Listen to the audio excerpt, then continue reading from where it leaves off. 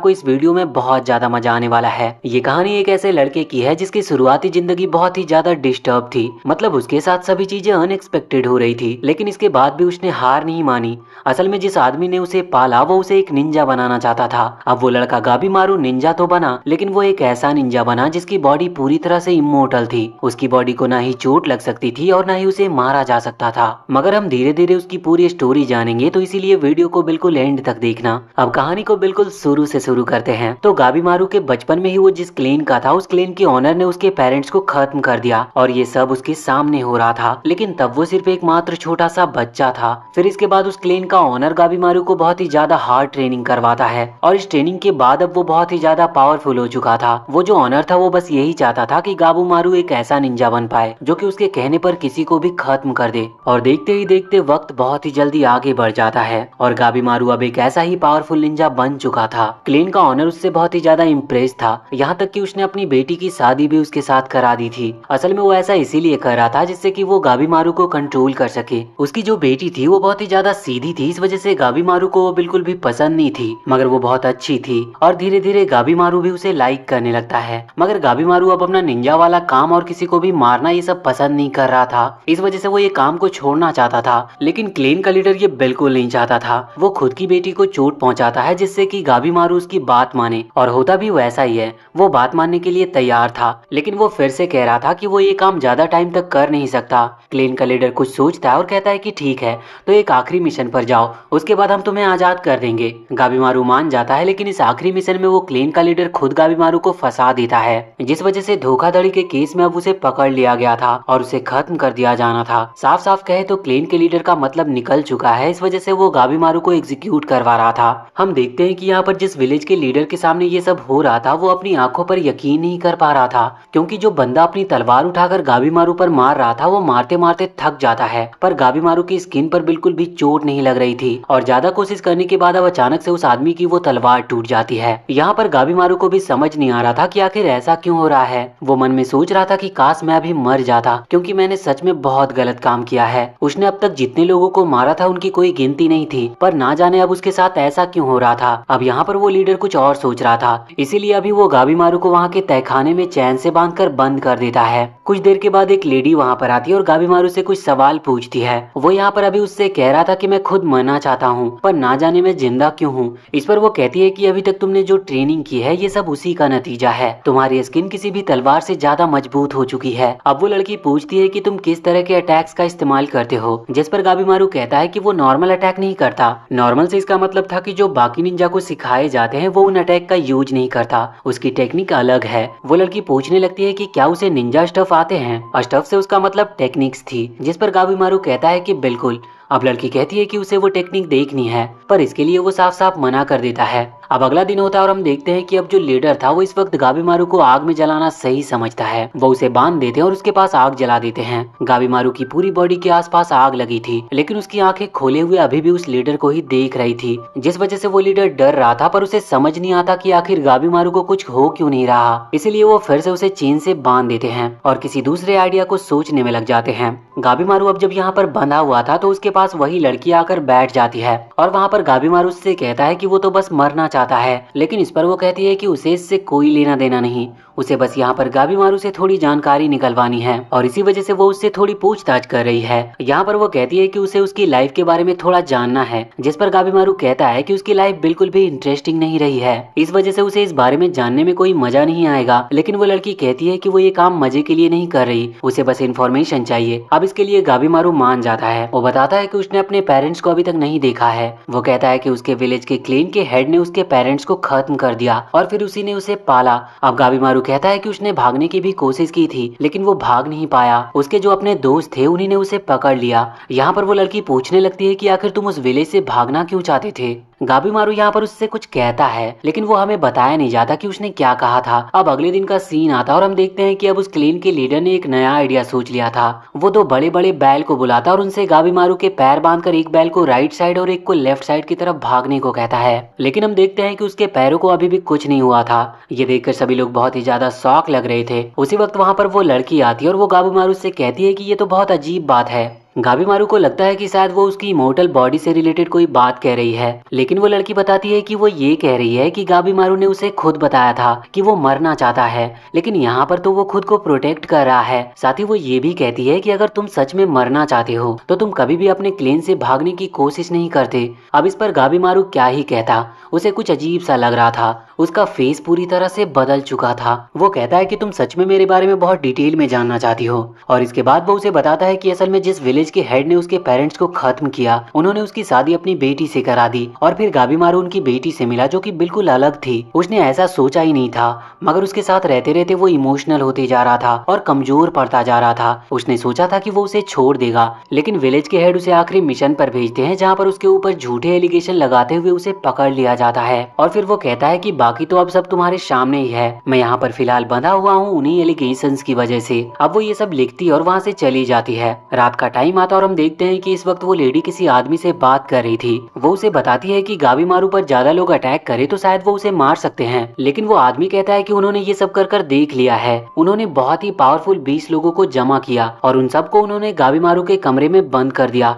लेकिन फिर भी आखिर में हुआ वही, गाबीमारू ने उन सभी को खत्म कर दिया। ये सुनकर अब वो लड़की भी बहुत हैरान थी। वो कहती है कि ठीक है, कल अब वही ये काम करेगी। दूसरी तरफ हम गाबीमारू को देखते हैं। वो मन में सोच रहा था कि आखिर वो मर क्यों नहीं पा रहा, जबकि वो भी यही चाहता है। तो अब वो फैसला करता है कि अब से कुछ भी हो जाए वो बिल्कुल भी रिएक्ट नहीं करेगा और खुद को चोट पहुंचाने देगा। अगले दिन उसे गर्म तेल में डाल दिया जाता, लेकिन उस चीज से भी उसे कुछ नहीं हो रहा था। ये देखकर वो खुद भी बहुत ज्यादा शॉक था कि आखिर वो किस तरह का इंसान बन चुका है। लेकिन फिर बाद में उसे एक रूम में ले जाया जाता है जहाँ सामने वो लड़की थी और कुछ और भी निंजा लोग बैठे हुए थे। यहाँ पर अब हमें उस लड़की के बारे में थोड़ी सी चीजें जानने को मिलती है। उसका नाम है सागिरी और वो यामाडा क्लेन से है। असल में ये क्लेन तलवारबाजी के लिए माहिर है, जहाँ के लोगों को इस तरह से ट्रेन किया जाता है कि उनकी तलवार किसी भी चीज को बिल्कुल ब्रेड की तरह काट सकती है। अब यहाँ पर वो खुद गाबीमारू को खत्म करने वाली थी। वो उसके ऊपर हमला करती है और वो उसके ऊपर हमला करती है, लेकिन गाबीमारू को अचानक से लगता है कि जैसे उसकी गर्दन कट चुकी है। इस वजह से वो तुरंत ही वहाँ से हट जाता है।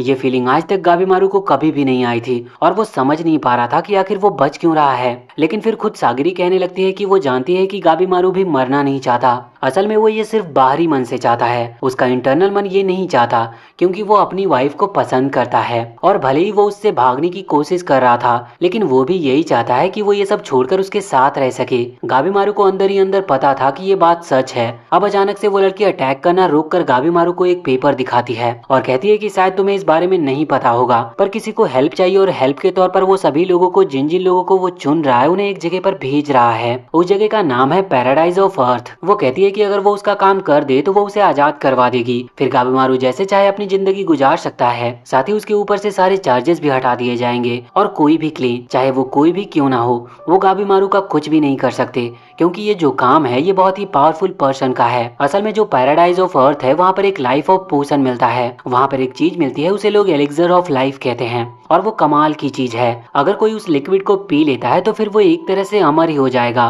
इस चीज के लिए उस आदमी ने और भी कई लोगों को अपने साथ अपने सोल्जर में भेजा था, लेकिन जितने भी वहाँ से लौट कर आए उनकी बॉडी से फ्लावर निकल रहे थे और वो मारे भी जा चुके थे। किसी को भी समझ में नहीं आया कि ये क्या है, लेकिन फिर भी उन्होंने हार नहीं मानी और वो अभी भी वहाँ पर अपने लोगों को भेजते रहते हैं, इसी उम्मीद की तलाश में कि कोई तो उस एलेक्सर ऑफ लाइफ को वहाँ से लेकर आ पाएगा। और इसीलिए अभी वो आदमी यहाँ पर अलग अलग जगहों से पावरफुल लोगों को बुला रहा है, जहाँ पर सागरी कहती है कि तुम्हारा दूसरा काम ये रहेगा कि तुम वहाँ पर जितने भी आए हुए लोग हैं उनमें से उन लोगों को ढूंढोगे जो कि तुम्हारी तरह बहुत स्ट्रॉन्ग हो और उनमें भी जीने की चाह हो, जिसके लिए वो तुरंत ही हाँ कर देता है, क्योंकि उसे बस इस सब से अब आजाद होना था। यहाँ पर जो गाबीमारू का लीडर था वो कहता है कि वो गाबीमारू को यहाँ से जाने नहीं देगा, क्योंकि वो पहले ही उससे बहुत परेशान था और उसने ठान लिया था कि उसे गाबीमारू को खत्म करना है। यहाँ पर गाबीमारू सागिरी से पूछता है कि तुमने कहा था कि तुम मेरे निंजा टेक्निक को देखना चाहती हो, क्या तुम्हें सच में मेरी पावर देखनी है? तो इस पर वो हाँ करती है, जिसके बाद गाबीमारू अपनी एनर्जी को रिलीज करता है। उसका एनर्जी बहुत ही ज्यादा पावरफुल था और इस एनर्जी की वजह से वहाँ पर सारे लोग मारे जाते हैं और अभी सिर्फ क्लेन का लीडर बचा हुआ था।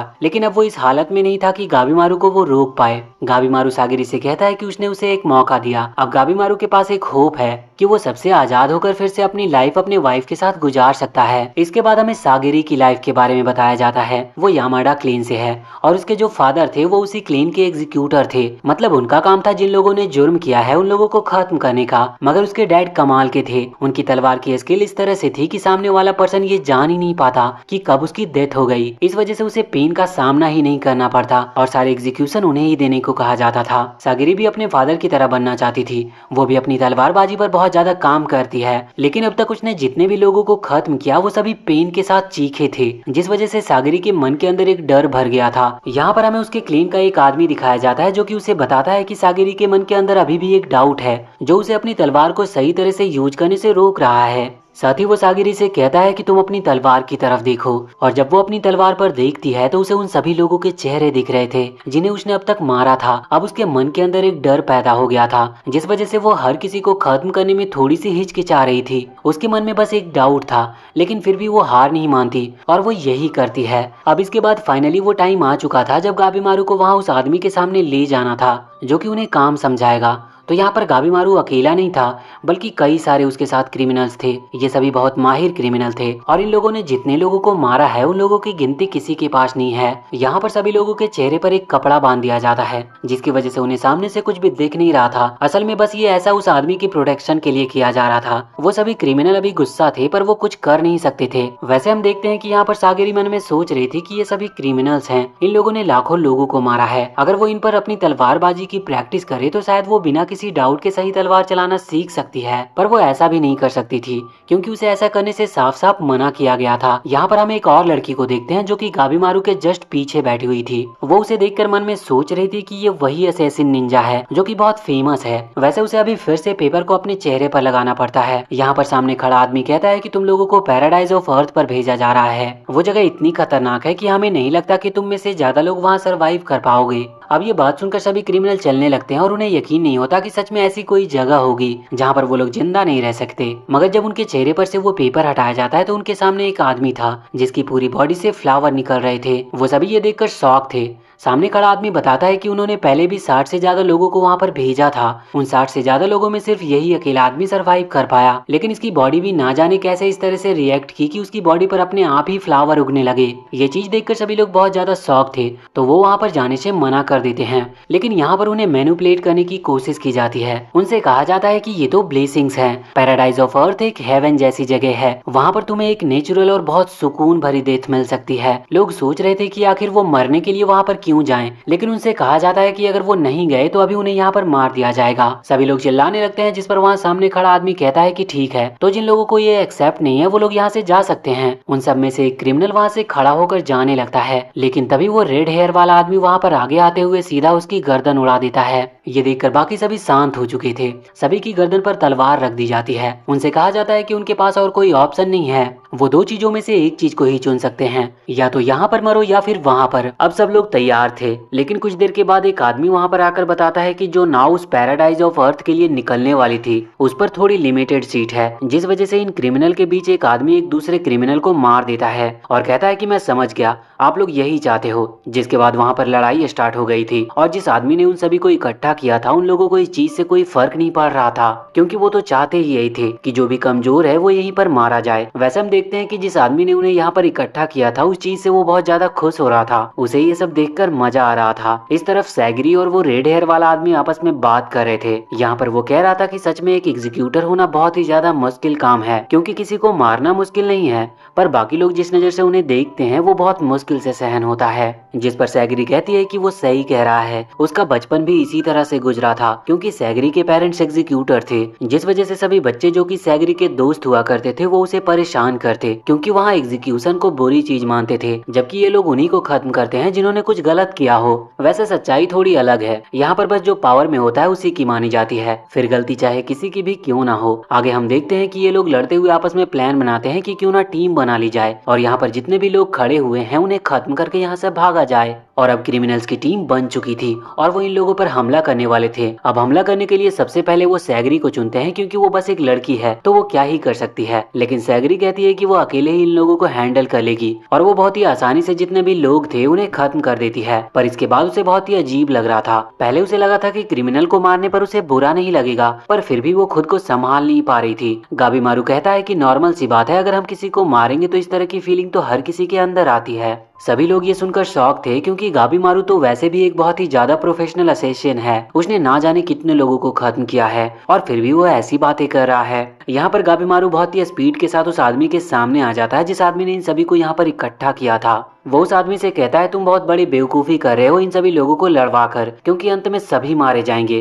फिर तुम क्या करोगे। यहाँ पर उस आदमी को गुस्सा आता है और वो कहता है कि जो कोई भी गाबीमारू को खत्म कर देगा उसे पास कर दिया जाएगा और उसे वहां से वापस भी भेज दिया जाएगा। अब वहाँ पर एक क्रिमिनल आगे आकर एक बड़ा सा पत्थर उठा लेता है और गाबीमारू पर अटैक करने लगता है। गाबीमारू कहता है कि मुझे माफ करना, मैं तुम्हें खत्म नहीं करना चाहता, लेकिन तुम लोग भी यही चाहते हो तो अब मैं कुछ भी नहीं कर सकता। और इसके बाद गाबीमारू उनसे लड़ना चालू कर देता है। सभी लोग उस पर हमला कर रहे थे लेकिन वो बहुत ही स्पीड से उन सभी को खत्म करते जा रहा था। इस तरह से आधा दिन निकल जाता और वहाँ पर जितने भी लोग थे सारे के सारे मारे जाते हैं। गाबीमारू की पूरी बॉडी खून में लाल थी और नीचे उन सभी लोगों की पूरी लाशें पड़ी थी। अब जो वो आदमी था उसके लोग और वो आदमी दोनों बाकी सभी लोग बहुत ज्यादा शॉक लग रहे थे। वो कह रहे थे कि ये तो सच में एक राक्षस है। मगर यहाँ पर सैगिरी समझ पा रही थी कि आखिर गाबीमारू को इन सभी को खत्म करने में कैसा लगता होगा, क्योंकि सैगिरी ने ज्यादातर एग्जीक्यूशंस के दिन एक या दो, ज्यादा से ज्यादा 3 लोगों को खत्म किया होगा, जिसके बाद उसे ऐसी फीलिंग होती थी कि वो खुद को भी खत्म कर ले। लेकिन गाबीमारू इस काम में ना जाने कितने लोगों को मार चुका है। वो समझ गई थी कि गाबीमारू का बिहेवियर आखिर इस तरह का क्यों है, लेकिन वो इस चीज से एक चीज जरूर सीख गई थी कि उसे इन फीलिंग्स को रोकने की जरूरत नहीं है।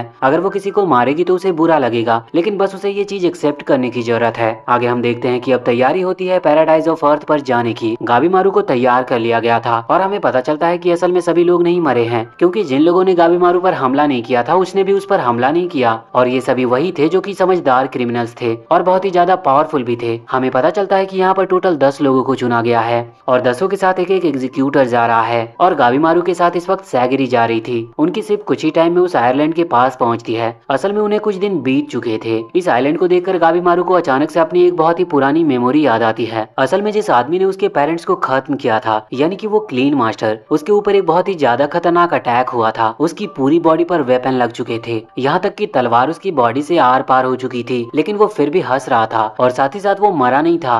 गाबीमारू समझ चुका था कि शायद उसने भी किसी चीज को एब्जॉर्ब किया होगा या फिर पिया होगा, क्योंकि वो खुद भी कहता था कि उसे दूर समुद्र के दूसरे कोने से कुछ मिला था जिसने उसकी लाइफ बदल दी। गाबीमारू ये पूरी स्टोरी अभी सैगिरी के साथ शेयर करता है, मगर सैगिरी कहती है कि उसे एलेक्सर ऑफ लाइफ के बारे में ज्यादा कुछ पता नहीं है। अब यहाँ पर ये लोग उस आइलैंड के आगे बढ़ते हैं। गाबीमारू और सैगिरी अभी साथ में जा रहे थे। गाबीमारू के यहाँ पर हाथ बंधे हुए थे, आसपास फ्लावर्स थे, लेकिन वो जानता था कि यहाँ पर बहुत ही ज्यादा खतरा है, इसीलिए वो ये बात सैगिरी को समझाता है और कहता है कि उसके हाथ खोल दे। लेकिन सैगिरी कहने लगती है कि नहीं, वो ऐसा नहीं करेगी, क्योंकि उसे यही कहा गया है कि सभी लोगों को बांध कर ले जाना है और देखना है कि वो रूल्स को फॉलो करे। अब गाबीमारू कहता है कि इतने ज्यादा खतरे में वो हाथ बांधकर कैसे चल सकता है, आखिर वो खुद को प्रोटेक्ट कैसे करेगा। लेकिन फिर सैगिरी नहीं मानती, इस वजह से गाबीमारू चुपचाप आगे बढ़ता है। लेकिन फिर वो फिर से रुक गया था और कहने लगा था कि नहीं, वो इस तरह से नहीं चल सकता। वो बस अपने हाथ खींचता है जिस वजह से उसकी रस्सी टूट जाती है। लेकिन सैगिरी कहती है कि वो ऐसा नहीं कर सकता और वो फिर से उसे एक रस्सी देती है। गाबीमारू चिल्लाकर कहता है कि तुम ये क्या कर रही हो, तुम्हें पता है कि हमें सिर्फ 3 दिन का खाना दिया गया है, क्या सच में लगता है कि वो एलेक्सर ऑफ लाइफ हमें 3 दिन में मिल जाएगा। इस पर सैगिरी कहने लगती है कि उसे कुछ भी नहीं पता, बस उसे जो कहा गया है वो वही करेगी और वो गाबीमारू की दोस्त या फिर टीम मेंबर नहीं है जो गाबीमारू इस तरह से बात कर रहा है। उसे बस यहाँ पर उसके ऊपर नजर रखने के लिए भेजा गया है। अब यहाँ पर गाबीमारू को समझ नहीं आता कि आखिर ये लोग चाहते क्या हैं। वो कहता है कि क्या सच में वो आदमी उस एलेक्सर ऑफ लाइफ को पाना चाहता है, लेकिन अब वो अपनी वाइफ के लिए गाबीमारू इस चीज को भी सहन करता है और खुद के हाथ खुद ही बांध लेता है। लेकिन अब तभी कहीं अचानक से एक बड़ी सी आयरन कैनन बॉल आकर गाबीमारू के फेस पर लगती है, जिसकी वजह से वो वहाँ से दूर गिर गया था। और जब सैगिरी दूसरी तरफ देखती है तो वहाँ पर उन्हीं 10 क्रिमिनल्स में से एक क्रिमिनल था जिसका नाम कैन है। कैन के बारे में कहा जाता है कि उसने ना जाने कितने लोगों को मारा है और वो भी सिर्फ उनके वेपन के लिए। वो सिर्फ अपने मजे के लिए लोगों पर अटैक करता था। अब वहाँ पर उसे इस तरह से देखकर सैगिरी बहुत ज्यादा शॉक थी, लेकिन फिर वो देखती है कि ये कैन के साथ जिस एग्जीक्यूटर को भेजा गया था वो भी उसी के साथ था, लेकिन वो उसे रोक नहीं रहा था। गाबीमारू यहाँ पर बिल्कुल ठीक था, उसे वहाँ पर कुछ भी नहीं हुआ था। वो आगे जाकर सैगिरी से कहता है कि तुमने कहा था कि सभी को अपने हाथ बांध कर रखने हैं, फिर इसने अपने हाथ को क्यों खोल रखे हैं। सैगिरी जब ये बात उस एग्जीक्यूटर से पूछती है तो वो बताता है कि ये सब बेवकूफी है, इस तरह की खतरनाक जगह पर हाथ बांधकर कौन घूम सकता है। यहाँ पर गाबीमारू भी उसकी बात से एग्री कर रहा था। अब वो एग्जीक्यूटर कहता है कि तुम हर किसी की बात मान जाती हो, तुम्हें इस जगह पर आना ही नहीं चाहिए था, क्योंकि यहाँ पर सबसे ज्यादा खतरा तुम ही को है। वैसे सैगिरी यहाँ पर पूछती है कि आखिर वो दोनों उस एलेक्सर को ढूंढने की वजह यहाँ पर आकर इन पर अटैक क्यों कर रहे हैं। तो इस पर वो एग्जीक्यूटर बताता है कि उसने सोचा कि क्यों ना उस एलेक्सर के पीछे जाने से पहले वो बाकी क्रिमिनल को खत्म कर दे। और कैन इसीलिए ये करना चाहता था क्योंकि उसे तो सबके वेपन चाहिए, उसे वेपन कलेक्ट करने का शौक है। अब हम देखते हैं कि यहाँ पर वो गाबीमारू पर अटैक करना स्टार्ट कर देता है। उसकी जो पावरफुल वेपन्स थे उनमें से उसने एक वेपन को चुन लिया था, लेकिन जैसे ही वो वेपन गाबीमारू से लगता है तो वो बुरी तरह से टूट जाता है। लेकिन तुरंत ही कैन अपना दूसरा वेपन निकालता है, मगर उसका भी यही हाल होता है। यहाँ पर सैगरी गाबीमारू से कहती है कि भले ही वो अपने रूल फॉलो ना कर रहा हो, लेकिन तुम्हें अपने रूल फॉलो करने होंगे। और फिर वो गाबीमारू से हाथ बांधने के लिए कहती है। उसकी बात मानकर वो अपने हाथ बांध लेता है। यहाँ पर हम देखते हैं कि कैन अपने और भी कई सारे अटैक गाबीमारू के ऊपर करता है, लेकिन उसका कोई भी अटैक उसका कुछ भी बिगाड़ नहीं पा रहे थे। और अब गाबीमारू की बारी आती है। जब कैन उस पर अपने स्पीयर से अटैक कर रहा था तो गाबीमारू उसके अटैक को रोकता है, और इस वजह से जो कैन के सभी वेपन्स थे वो वहाँ हवा में गिर चुके थे। यहाँ पर गाबीमारू ने बस उसे थोड़ा सा धक्का ही दिया था, लेकिन सैगरी इस चीज से शॉक थी कि गाबीमारू ने एक ही अटैक में कैन को हरा दिया, क्योंकि इससे पहले अभी तक किसी ने कैन को हरा नहीं पाया था। लेकिन हम देखते हैं कि कैन अभी तक मरा नहीं था। वो खड़ा होता और फिर से गाबीमारू पर हमला करने लगता है, पर यहाँ पर गाबीमारू भी आगे बढ़ता और उस पर उसी के वेपन से अटैक करके उसे सच में इस बार मार देता है। और यहाँ पर कैन के साथ आया हुआ जो एग्जीक्यूटर था वो कैन की गर्दन निकाल लेता है, क्योंकि असल में उसे वापस लौटकर उन लोगों को वो दिखानी थी और बताना था कि हाँ सच में वो जिसके साथ गया था वो मारा जा चुका है। यहाँ पर वो थोड़ा खुश भी लग रहा था। वो कह रहा था कि चलो अच्छा हुआ, मैं यहाँ से जल्दी वापस चला जाऊंगा। ये चीज सैगरी को समझ नहीं आ रही थी, तो वो उसे बताता है कि यहाँ पर बहुत ही ज्यादा खतरा है, और असली खतरा तो उन्हें इन क्रिमिनल से भी है, क्योंकि कई सारे क्रिमिनल अपने एग्जीक्यूटर को मार चुके हैं। भले ही एग्जीक्यूटर कितना ही पावरफुल क्यों ना हो, लेकिन उन्होंने इस तरह की टेक्निक का यूज किया कि एग्जीक्यूटर भी कुछ कर नहीं पाए।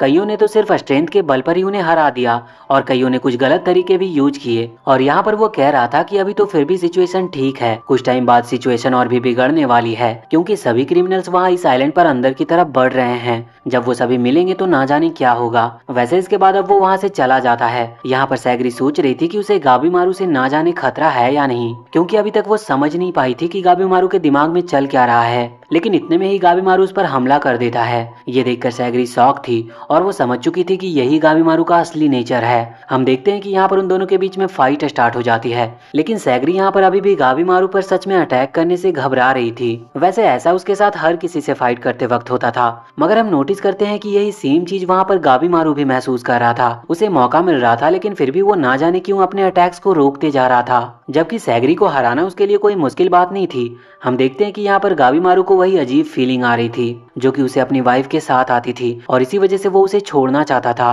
क्योंकि वो कमजोर नहीं पड़ना चाहता। वो यहाँ पर अपना हमला करना स्टार्ट रखता है। उसे अपने क्लेन लीडर की बात याद आती है जिसने उसे ट्रेन किया था कि वो किसी को भी खत्म कर सकता है। वो सोचता है कि मुझे फिर से ताकतवर बनना होगा, और अब वो बिना कुछ देखे अटैक करते जा रहा था। और इसी दौरान सामने सैगरी की तलवार टूट जाती है। गाबीमारू के पास अच्छा मौका था उसे खत्म करने का। उसने उसकी तलवार उसके गर्दन पर रख रखी थी, लेकिन फिर भी ना जाने क्यों गाबीमारू उस पर हमला नहीं कर पा रहा था। उसके हाथ ही नहीं चल रहे थे। उसे अपनी वाइफ की शैडो दिखाई देती है जो कि उसे ऐसा करने से रोक रही थी। वो यहाँ पर रोने लगता है और कहता है कि मैं सच में कमजोर पड़ता जा रहा हूँ। लेकिन तभी सैगरी उसे बताती है कि ऐसा नहीं है, इमोशंस तुम्हें कमजोर नहीं बनाते, ये सिर्फ हमारी सोच है जो हमें ऐसा सोचने पर मजबूर करती है, जबकि इमोशंस ही तो पावर होते हैं। यहाँ पर सैगरी जो कुछ भी कह रही थी ये सब गाबीमारू की वाइफ पहले ही उसे कह चुकी थी, इस वजह से वो सिर्फ सुनता रहता है। अब यहाँ से सीन चेंज होता है और हम देखते हैं कि अभी दूसरे क्रिमिनल भी वहाँ उस जंगल के अंदर आते जा रहे थे। यहाँ पर अभी हम टामिया को देखते हैं जो कि एक स्वॉर्ड्समैन है। वो और उसका जो एग्जीक्यूटर है वो वहाँ उस जंगल में अंदर बढ़ते हैं, तो सामने उन्हें बहुत सारे फूल देखते हैं।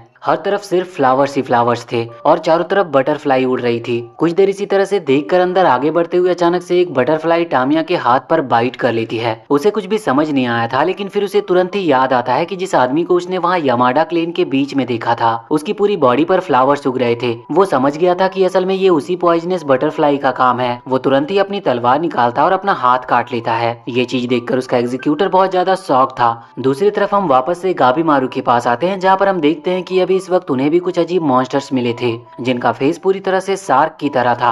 गाबीमारू तुरंत अपना मास्क लगाता और उनसे फाइट करना स्टार्ट कर देता है। यहाँ पर वो सैगरी से कहता है कि तुम बस थोड़ा पीछे रहकर खड़ी रहो और ध्यान रखना कि तुम पर कोई अटैक ना करे। मगर सैगरी को कुछ भी समझ नहीं आ रहा था कि गाबीमारू अकेले ही इतने सारे मॉन्स्टर से लड़ने के लिए आगे बढ़ चुका था, और अब सैगरी ध्यान नहीं देती। इस वजह से एक मॉन्स्टर उस पर अटैक करने वाला था, लेकिन गाबीमारू वहाँ अपनी फाइट पूरी करते हुए यहाँ पर आकर सैगरी को भी बचा लेता है। लेकिन अब देखते ही देखते वहाँ पर और भी कई सारे मॉन्स्टर्स आने आने लगे थे। पर तभी वहाँ पर कुछ क्रिमिनल्स और उनके एग्जीक्यूटर वहाँ पर आ जाते हैं और उन्होंने भी यहाँ पर फाइट करके गाबीमारू और सैगरी को बचा लिया था। बाद में वो दोनों उनके साथ टीम अप कर लेते हैं, जहाँ पर उन सभी क्रिमिनल्स और एग्जीक्यूटर में से एक लड़की जिसका नाम यजू रिहा है, वो गाबीमारू को यहाँ के सभी मॉन्स्टर्स के बारे में कुछ कुछ बताती है। मतलब वो लोग जब यहाँ आ रहे थे तो उन्हें भी इस तरह के खतरनाक मॉन्स्टर्स मिले थे। वैसे वो लोग इम्प्रेस थे कि गाबीमारू ने अकेले ही इतने सारे मॉन्स्टर्स को खत्म कर दिया। हम देखते हैं कि यहाँ पर अचानक से एक इंसेक्ट सैगरी को काट लेता है, जिस वजह से वो बेहोश हो चुकी थी और अभी उसे पास की एक गुफा में रेस्ट करने के लिए सुला दिया जाता है। यहाँ से सीन चेंज होकर दूसरी तरफ आता है। असल में ये उसी आइलैंड का दूसरा कोना था, जहाँ पर हम देखते हैं कि और भी कुछ क्रिमिनल्स और उनके एग्जीक्यूटर साथ मिलकर फाइट कर रहे थे। इसके बाद हम वापस से सैगरी के पास आते हैं, जिसे अब होश आ चुका था। जब वो उस गुफा से बाहर निकलकर देखती है तो वहाँ पर गाबीमारू सभी के लिए खाना बना रहा था, मगर यहाँ पर उन्हें इंग्रेडिएंट्स के बारे में कुछ भी पता नहीं था, क्योंकि उनके पास इतना खाना ही नहीं है कि वो नॉर्मली उस खाने के दम पर यहाँ जितने भी दिन रुकने वाले हैं इतने दिन गुजार सके। उन्हें सिर्फ 3 दिन का खाना दिया गया था, जबकि एलेक्सर को ढूंढने में बहुत टाइम लगेगा। तो अब यहाँ पर गाबीमारू को पता चलता है कि जो लोगों की बॉडी पर चीजें उग रही है उनमें कुछ न्यूट्रिएंट्स हैं, मगर अब वो लोग उन्हें तो खा नहीं सकते थे। ये लोग कहते हैं कि हमने जिन मॉन्स्टर्स को मारा है उनकी हाफ बॉडी एनिमल की थी, तो वो भी हमारे काम आ सकती है। अभी रात का टाइम था और यहाँ पर हम देखते हैं कि एक एग्जीक्यूटर यहाँ पर सैगरी से बात करने के लिए आया था। वो उससे कहता है कि उसे इस आइलैंड से वापस लौट जाना चाहिए, क्योंकि ये आइलैंड बहुत खतरनाक है और एक लड़की को यहाँ पर नहीं होना चाहिए। लेकिन सैगरी को समझ नहीं आ रहा था कि वो ऐसा क्यों कह रहा है, जबकि सैगरी तो स्ट्रांग है, मगर उसका सिर्फ यही मतलब था कि सैगरी कुछ नहीं कर सकती, उसे यहाँ से जाकर क्लेन को संभालना चाहिए और घर का काम करना चाहिए। अब तभी वहाँ पर एक और एग्जीक्यूटर आता है, जिसके बाद ये पहला वाला एग्जीक्यूटर वहाँ से चला गया था और वो दूसरा एग्जीक्यूटर वहाँ पर आकर सैगरी को समझाता है कि गाबीमारू के लिए तुम्हारे मन में एक सॉफ्ट कॉर्नर है और सेम गाबीमारू भी वैसा ही है। तो अगर कभी ऐसा सिचुएशन बने कि वो अपना कंट्रोल खो दे तो फिर तुम्हें उसे खत्म कर देना चाहिए, फिर चाहे कुछ भी क्यों ना हो। अब यहाँ से सीन एक बार फिर से चेंज होता और हम आ चुके थे वही उस समुद्र में, जहाँ पर एक नाव अभी उस आइलैंड से होते हुए गुजर रही थी। असल में ये भी एक क्रिमिनल और एक एग्जीक्यूटर की थी। यहाँ इस नाव में टेन और नूरगाई नाम का एक एग्जीक्यूटर और क्रिमिनल बैठे हुए थे। हम देखते हैं कि ये लोग यहाँ से भागने के बारे में सोच रहे थे, क्योंकि लाइफ बचानी थी, लेकिन तभी उनके ऊपर किसी तरह का एक बहुत खतरनाक मॉन्स्टर हमला कर देता है। यहाँ पर टेन जो एक एग्जीक्यूटर है वो खुद भी यहाँ पर लड़ता है। वो खुद को और नूरगाई को बचाने के लिए लड़ रहा था और फाइनली वो उस मॉन्स्टर को हरा देता है, लेकिन उसकी हालत बहुत खराब हो चुकी थी और उन्हें ना चाहते हुए भी उस आइलैंड पर उन्हें आना पड़ता है और अब वो वहाँ से भाग नहीं सकते थे, इसीलिए उनकी लास्ट होप थी वो एलेक्सर ऑफ लाइफ। वैसे यहाँ पर टेन को पता चलता है कि जो नूरगाई है वो असल में लड़की है। उसके बाद ये सीन चेंज होता और हम वापस आ जाते हैं गाबीमारू और सैगरी के पास। वो यहाँ पर बैठकर बात कर रहे थे। वैसे बाद में अगले सीन में हम देखते हैं कि वो जो मास्टर थे जिन्होंने कहा था कि सैगरी को वापस लौट जाना चाहिए, वो यहाँ पर अभी सैगरी से बात कर रहे थे। इस दौरान उन पर कोई हमला कर देता है, उन्हें बहुत खतरनाक चोट लगती है। ये अटैक जिसने किया था वो एक बहुत ही खतरनाक क्रिमिनल था और लोग इसे जॉइंट कहकर बुलाते थे। इसने पहले ही अपने एग्जीक्यूटर को मार दिया था। इसके बारे में कहा जाता है कि ये बचपन से ही इतना स्ट्रॉन्ग था कि उसकी बॉडी बचपन में ही जॉइंट की तरह बड़ी हो गई थी और बहुत ही ज्यादा स्ट्रॉन्ग और हार्ड बन गई थी। अब यहाँ पर वो जॉइंट सैगरी पर भी हमला करने वाला था, लेकिन इस दौरान गाबीमारू वहाँ पर आ जाता और उसे लात मारते हुए बहुत ही दूर फेंक देता है। हम देखते हैं कि यहाँ पर सैगरी उस सीनियर एग्जीक्यूटर की चोट पर कपड़ा बांध रही थी, लेकिन उसे इतनी चोट लग गई थी कि उसका ब्लड रुक ही नहीं रहा था और वो जानता था कि वो बच नहीं सकता। इसीलिए वो अपनी तलवार सैगरी को देते हुए कहता है कि तुम इसे रखो और तुम्हें बहुत हार्ड ट्रेनिंग करनी होगी। मुझे माफ करना, मैंने तुमसे ऐसा कहा था कि वापस लौट जाओ, लेकिन मैंने बस तुम्हारी सेफ्टी के लिए कहा था। इस तरफ हम देखते हैं कि गाबीमारू उस जाइंट पर फिर से अटैक कर रहा था, तो वो देखता है कि उसके अटैक्स काम तो कर रहे हैं और वो जाइंट दूर भी फेंका रहा था, लेकिन जाइंट की बॉडी पर कोई असर नहीं हो रहा था, क्योंकि उसकी बॉडी भी बिल्कुल गाबीमारू की बॉडी की तरह बहुत ही ज्यादा हार्ड हो चुकी थी। और यहाँ पर अब उस जाइंट की बारी थी अटैक करने की। वो जैसे ही गाबीमारू पर अटैक करता है तो गाबीमारू बहुत ही ज्यादा घायल हो चुका था, उसके पूरे फेस से ब्लड निकल रहा था, जिसे देखकर सैगरी बहुत ज्यादा शॉक थी। मगर गाबीमारू कहता है कि अभी तक ये लड़ाई खत्म नहीं हुई है और वो एक बार फिर से खड़ा होता है और सैगरी भी उसकी मदद करने लगी थी। सैगरी के पास अभी वो तलवार थी जो कि उसे उस सीनियर एग्जीक्यूटर ने दी थी। वो यहाँ पर तलवार चलाती है तो उस जाइंट की एक उंगली कट जाती है, लेकिन फिर भी उसकी बॉडी पर अभी उस तलवार का कोई असर नहीं हो रहा था। मगर जब वो फिर से अटैक करने के लिए आगे बढ़ रहा था तो सैगरी गाबीमारू के सामने आ जाती है और अपनी तलवार को पूरी पावर से घुमाती है। इस वक्त उसके जो भी इमोशंस थे और जो डाउट था वो उसके सामने नहीं आ रहा था। इस वजह से उसकी तलवार फाइनली उसी तरह से स्ट्राइक करती है जिस तरह से वो हमेशा से करना चाहती थी, लेकिन उसके इतनी ज्यादा पावरफुल अटैक के बाद भी उसे कुछ हो नहीं रहा था। मगर अब गाबीमारू खड़ा होता है और कहता है कि अब हमें साथ में मिलकर काम करना होगा। इसके बाद वो अपनी निंजा पावर्स को एक्टिवेट करते हुए अपनी निंजा एनर्जी को रिलीज करता है। वैसे ये एनर्जी अभी भी उस जाइंट को कोई फर्क नहीं पहुंचा पा रही थी, उसे बिल्कुल भी चोट नहीं लग रही थी, लेकिन इस एनर्जी की वजह से आसपास के पेड़ों में आग लगने शुरू हो गए थे, जिसकी वजह से वहाँ पर धुआं ही धुआं हो रहा था और अब जाइंट को आसपास कुछ दिखाई नहीं दे रहा था और वो गलती से वहाँ नीचे गिर गया था। और इसी मौके की तलाश में गाबीमारू तुरंत उसके पास आकर उसे पकड़ लेता है। साथ ही सैगरी भी तुरंत आगे बढ़कर जाइंट पर अटैक कर देती है, जिस वजह से जाइंट यहाँ पर मारा जाता है और अब उन्होंने फाइनली उसे हरा दिया था। अब उस जंगल में आग बढ़ रही थी, इस वजह से वो वहाँ से निकलने की कोशिश करते हैं। यहाँ पर सैगरी उसी मास्टर को देखती है, ये वही था जिसने उसे वो तलवार दी थी और अब वो जिंदा नहीं था। अब वहाँ जंगल से बाहर निकलते वक्त वहाँ बाहर की साइड उन्हें याजुरिया और उसके एग्जीक्यूटर मिलते हैं। यहाँ पर याजुरिया कह रही थी कि हमें ये आइलैंड जितना ज्यादा सिंपल लगता है ये इतना ज्यादा सिंपल है नहीं। यहाँ पर एक क्रिमिनल और एक एग्जीक्यूटर उस आइलैंड पर दूसरे साइड से अंदर की तरफ बढ़ रहे थे और इन्होंने बहुत सारे मॉन्स्टर्स को मार भी दिया था, जिस वजह से आइलैंड के बहुत अंदर आ चुके थे। अंदर आने के बाद इन्हें यहाँ पर दो लड़कियां मिलती है और वो दोनों ह्यूमन जैसी नहीं लग रही थी। वो कहती है कि सच में कमाल है, अभी तक यहाँ आइलैंड पर कोई नहीं आया है, तुम पहले वो 2 पर्सन हो जो यहाँ तक जिंदा आ पाए। इसके बाद वो इन दोनों को ऑफर देते हैं कि वो उनकी टीम को ज्वाइन कर ले, लेकिन वो दोनों में से एक कहने लगती है कि नहीं, ये लोग ह्यूमन हैं, हम इन्हें हमारी टीम में नहीं रख सकते। और अचानक से फिर उनमें से एक अपना रूप बदल लेती है और अब एक लड़का बन चुकी थी और अचानक से इन पर हमला करने लगी थी। लेकिन अब इसके बाद यहाँ से सीन चेंज होकर अब वापस से गाबीमारू के पास आ जाता है। वो लोग आगे बढ़ रहे थे कि तभी गाबीमारू किसी एक अजीब सी लड़की को देखता है। वो छोटी बच्ची थी और उसने एक हुड पहन रखी थी, जिस वजह से उसका चेहरा नहीं दिख रहा था और अचानक से वो वहाँ से भागने लगती है। गाबीमारू को लगता है कि इससे कुछ ना कुछ इस आइलैंड के बारे में पता चल सकता है, इस वजह से वो उसके पीछे भागता है। कुछ दूर आने के बाद अचानक से उनके सामने एक ट्री मॉन्स्टर आ जाता है जो कि उस छोटी बच्ची को प्रोटेक्ट कर रहा था। मगर गाबीमारू यहाँ पर यूजिरिया और उसके एग्जीक्यूटर को आगे करते हुए उस ट्री मॉन्स्टर को उनसे लड़ने के लिए छोड़ देता है और खुद सैगरी के साथ उस छोटी बच्ची की तरफ भागता है। कुछ देर के बाद वो छोटी बच्ची को पकड़ने वाला था, तब वो देखता है कि उस छोटी बच्ची के पास बहुत ज्यादा स्ट्रेंथ है और साथ ही जब वो रोने लगती है तो अचानक से वहाँ आसपास के सभी ट्रीज की वाइन्स आकर गाबीमारू पर अटैक करने लगती है। वैसे गाबीमारू उसे पकड़े हुए था, लेकिन सागरी ये देखते हुए उसे मना करती है और कहती है कि उसे छोड़ दो।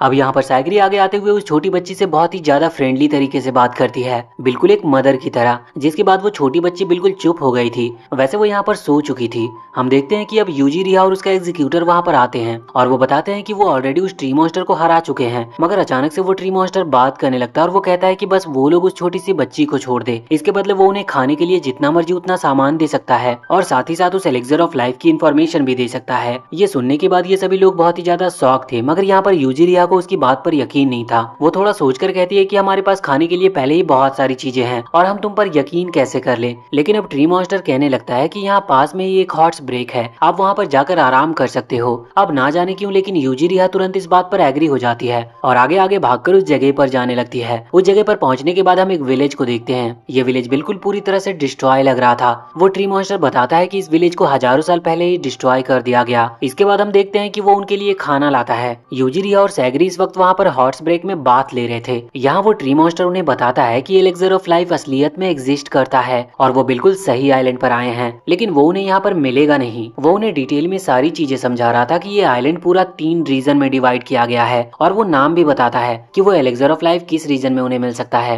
और वो किस आइलैंड पर है, क्योंकि आइलैंड अलग अलग पार्ट में डिवाइड किए गए थे। ये बात थोड़ी कॉम्प्लिकेटेड हो सकती है, इसीलिए हम इसे आगे कहानी के साथ धीरे धीरे समझेंगे। वैसे इसके बाद सीन एक बार फिर से चेंज होता है और हम फिर से उन्हीं दोनों के पास आ जाते हैं जिन्हें वो अजीब से 2 लोग मिले थे जो कि लड़के में कन्वर्ट होकर उस पर हमला कर रहे थे। यहाँ फाइट चल रही थी और वो जो लड़की थी जो कि एक लड़के में कन्वर्ट हुई थी वो बार बार मरने के बाद जिंदा हो जा रही थी, जिस वजह से ये दोनों उसे हरा नहीं पा रहे थे। लास्ट में उसकी जीत होती है और वो इन दोनों को एक बड़े से गड्ढे में फेंक देते हैं। यहाँ उनकी बॉडी से फ्लावर निकलने वाले थे, लेकिन उनकी जान बच चुकी थी। दूसरी तरफ यहाँ अभी वो ट्री क्रिएचर गाबीमारू और बाकी सभी को उस एलिक्सर ऑफ लाइफ के बारे में बाकी डिटेल बता रहा था और वो ये भी बताता है कि उसका नाम डोरो है और वो छोटी बच्ची का नाम मे है। वैसे इसके बाद हम देखते हैं कि वहाँ पर टेंजो और नूर गाई जो कि असल में एक लड़की है लेकिन वो लड़के जैसे लगती है, तो वो दोनों इस वक्त उस आइलैंड की तरफ आगे बढ़ने वाले थे। असल में वो इस बात को लेकर श्योर नहीं थे कि उन्हें आगे बढ़ना चाहिए कि नहीं, वो बस ये डिस्कस कर रहे थे कि तभी उन्हें अचानक से पीछे की तरफ कुछ कोई महसूस होता है। जैसे ही वो पीछे मुड़कर देखते हैं तो वहाँ पर एक लड़का खड़ा हुआ था, लेकिन ना जाने वो कहाँ से आया था,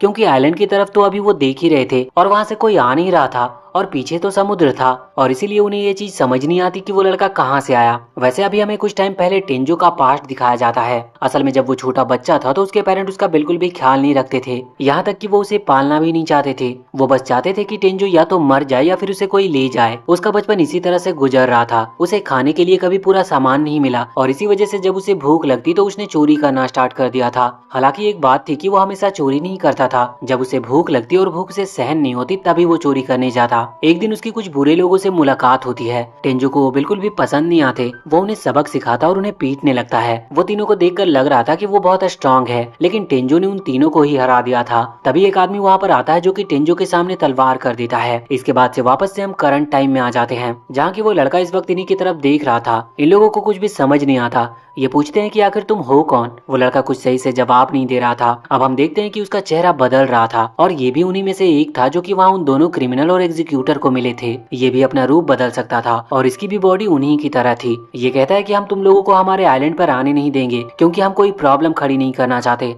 इसके बाद ये सीधा ही अटैक करने के लिए आगे बढ़ता है। टेंजो इसके अटैक के लिए तैयार नहीं था, इस वजह से वो वहाँ से दूर फेंकाकर सीधा एक पेड़ से टकराता है। टेंजो और नूरगाई दोनों ही समझ चुके थे कि ये जो भी है इसके पास बहुत ही ज्यादा स्ट्रेंथ है, इस वजह से इन्हें उसके अटैक से बचकर रहना होगा। अभी वो लड़का नूरगाई पर अटैक कर रहा था, लेकिन नूरगाई बहुत ही स्पीड के साथ उसके अटैक को डॉज कर लेता है। पर वो लड़का फिर से आगे बढ़ता है, मगर तभी अचानक से टेंजो पूरी स्पीड के साथ आगे आते हुए उस लड़के की दोनों आंखों पर तलवार चला देता है। अब उसे कुछ दिख नहीं रहा था, लेकिन अचानक से उसकी आंखें फिर से रिकवर होने लगती है और यही सेम चीज वहाँ उन दोनों लड़कों के साथ भी हो रहे थे। अब टेंजो और नूरगाई सतर्क हो चुके थे, पर उन्हें पता नहीं था कि इससे लड़ना कैसे है। इस वजह से वो डिसाइड करते हैं कि बस उन्हें यहाँ से निकलना होगा। यहाँ पर टेंजो नूरगाई से कहता है कि तुम कुछ मत करना, बस सीधा आइलैंड की तरफ भागना। और अब टेंजो बहुत ही ज्यादा स्पीड के साथ आगे बढ़ता है और उस लड़के पर अटैक करके उसकी बॉडी पार्ट्स को कट कर देता है। और इसके बाद ये दोनों यहाँ से भागते हैं। बॉडी पार्ट फिर से रिकवर कर रहे थे और वो लड़का फिर से इनके पीछे आने लगा था। टेंजो बार बार यही चीज कर रहा था, लेकिन उस लड़के की स्पीड भी इतनी तेज थी कि वो इनकी बराबरी से भाग रहा था। तभी अचानक से एक वेपन वहाँ पर आता है जो कि उस लड़के की गर्दन को कट कर देती है। वो फिर से रिकवर हो जाएगी, लेकिन हम देखते हैं कि ये अटैक असल में टेंजो के मास्टर सैन ने किया था। वैसे वो ब्लाइंड है, लेकिन फिर भी उनका निशाना कभी नहीं चूकता। अब हम देखते हैं कि वो वहाँ से बहुत ही स्पीड के साथ भाग रहे थे। यहाँ तक कि हम देखते हैं कि मास्टर सैन भी इस वक्त बहुत ही तेजी से भाग रहे होते हैं। नूरगाई ये देखकर शॉक थी। वो इस बारे में टेंजो से पूछती है तो टेंजो बताता है कि असल में उसके जो मास्टर हैं वो देख नहीं सकते, लेकिन चीजों को महसूस कर सकते हैं और साथ ही वो स्मेल के थ्रू भी चीजों का पता लगा सकते हैं। इस वजह से उन्हें बिना कुछ दिखाई दिए भी सब कुछ दिखाई देता है। अब यहाँ से वो तीनों ही कुछ दूर पहुंच चुके थे, जहाँ पर पहुंचने के बाद टेंजो नूरगाई को अपने मास्टर से अच्छी तरह से इंट्रोड्यूस कराता है, जहाँ पर उसके मास्टर सैन कहने लगते हैं कि तुम्हें थोड़ा ध्यान देना चाहिए। तुम उस लड़के से फाइट कर रहे थे, लेकिन मुझे तुम्हारी फाइट तकनीक बिल्कुल भी पसंद नहीं आई, इस वजह से फिर मैं बीच में आया। अगली बार तुम्हारी जब फाइट होगी तो तुम्हें थोड़ा देख कर फाइट करनी है। यहाँ पर नूरगाई ये देखकर शौक थी। वो मन में सोच रही थी कि इस तरह के खतरनाक आइलैंड, जहाँ पर उन्हें ये भी नहीं पता कि वो लोग 10 मिनट से ज्यादा भी सरवाइव कर पाएंगे कि नहीं, वहाँ पर ये लोग आपस में एक दूसरे को इंस्ट्रक्शन दे रहे थे और मास्टर सैन यहाँ पर टेंजो को सिखा रहे थे। अब यहाँ पर टेंजो उनसे पूछता है कि आप यहाँ पर क्या कर रहे हो और आपके साथ जो क्रिमिनल था वो कहाँ पर है। इस पर मास्टर सैन कुछ डिटेल में बताते हुए कहते हैं कि उनके साथ जो लड़की थी उसने उन्हें धोखा दिया, इस वजह से उन्होंने उसे खत्म कर दिया और वो अभी आइलैंड से वापस जा रहे थे, लेकिन वहाँ पर उन्हें इस आइलैंड पर कई सारे अजीब मॉन्स्टर्स के होने का पता चला, जिस वजह से वो अपने साथियों को लेने के लिए यहाँ पर वापस लौट कर आए हैं। अब जब तक वो ये सब बता रहे थे उसी वक्त वहाँ पर वही लड़का आ जाता है। मास्टर सैन यहाँ पर नूरगाई और टेंजो को बचा लेते हैं, लेकिन अब उस लड़की ने यहाँ पर मास्टर सैन की गर्दन पर अटैक कर दिया था, जिस वजह से उन्हें बहुत ही ज्यादा खतरनाक चोटें आई थी। टेंजो इस वक्त उस लड़के से फाइट कर रहा था, लेकिन वो लड़का इस वक्त इतना ज्यादा फास्ट हो चुका था कि वो टेंजो के हर अटैक को डॉज कर रहा था। वो बताता है कि उसने टेंजो की स्पीड को कैलकुलेट कर लिया है और अब वो उसे मार नहीं सकता। और अब वो लड़का टेंजो पर हमला करता है, जिसकी वजह से टेंजो की बॉडी पर बहुत ही ज्यादा खतरनाक चोट आ चुकी थी। अब अचानक से यहाँ से हमें टेंजो का पास्ट का सीन दिखाया जाता है। अभी हम देखते हैं कि असल में जिस आदमी ने गाबीमारू को वहाँ तलवार दिखाई